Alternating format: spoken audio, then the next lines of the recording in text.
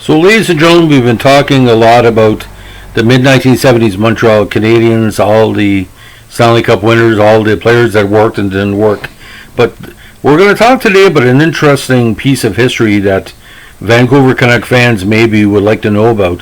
In 1975, and probably their breakthrough year, the Canucks had made the playoffs by winning their division. But because of the stagger format of the NHL playoffs at the time, it was by seeding based on points, and Vancouver had to play multi-time Stanley Cup champion the Montreal Canadiens in the quarterfinal round. Now, not too many people gave Vancouver a shot in that series because they had some iffy goaltending with Gary Smith. Ken Lockett wasn't a good backup for the squad. But as the series went on, it became quite interesting because Montreal was upset in the second game 2-1 after winning the first game 6-2. Now the Vancouver lineup that year was quite interesting in the forward lines because you had former Montreal Canadian Pauline Bordelot, you had Chris Avildsen, who was technically traded for Guy Lafleur in that major deal, former Habs Leon Rochefort, former Head Andre Boudria, former Hab Gary Monahan. You had Don Lever, Bob Murray, Mike Robitaille. You had Dennis Kearns, the very talented Bobby Lalonde, the soon-to-be multi-goal scorer Ron Settlebauer, Dennis Verbergart, Bob Daly. You had a really talented offensive team in Vancouver, and despite the rugby jerseys, they gave everything that Montreal could handle in the series. Now, with the set tied 1-1 going back to Vancouver, Montreal got a well-deserved 4-1 victory in Game 3 and then won 4-0 in Game 4 on Dryden's first shutout of the playoffs.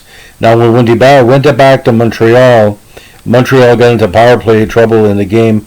They were leading early, and Vancouver basically took the most of their chances.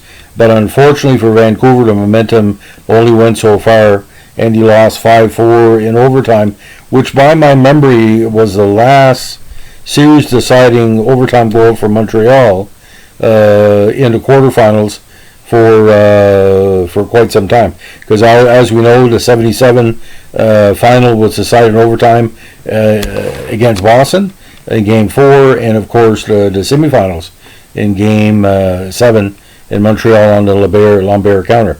So I watch the game every once in a while. The somewhat half-game highlights of Game 5 are available. And it's quite interesting to see Danny Gallivan and Dick Irvin. Because to my memory, Danny Gallivan was the only announcer who could pronounce all of Vancouver's names correctly. Because, Vancouver had some weird name players, even though they're quite talented. Now, Montreal that year, the big player in the playoffs, of course, was Guy Lafleur. He had 9 points in 5 games. Cornway scored 6 points and 3 goals. And Peter Mahovlich had a very strong season, playoff season, a series with 3 goals and 3 assists. Now, the only negative of that year, and I still don't understand, they played Glenn Saylor on left wing on a regular shift, and Steve Shutt, who was coming along as a player, didn't play the full 5 games. Now, the team had Gainey, Wilson, Steve Shutt, and Yvon Lambert at left wing. But for some reason, they decided to play Glenn Saylor all 5 games, almost like a fifth left winger. But Montreal was full of talent that year. Young Mario Tremblay, young Pierre Bouchard, Murray Wilson was still around, Jimmy Roberts, Savard, Robinson and Lapointe, Dougie Risebrough, and grand totals, they scored 20 goals in the series in 5 games, and it was kind of a rough series too. Risebrough got into penalty trouble throughout the series with 22 minutes in the sin bin, with Bouchard and Robinson getting 11. Now for Vancouver in the series, some strong totals. John Gould, a very underrated player, had 2 goals. Gerard Flaherty had 2. Pauline Bordelot had a pair. And Boudria, although his statistics didn't show it, he had a very strong series. But I always wonder if if Vancouver had a better defense, and I'm going to give you a reason why. Bob Daly was very strong, but you look at you had on defense Mike Robitaille, John Grisdale, Greg Body, Abe DeMarco, who was just a secondary player.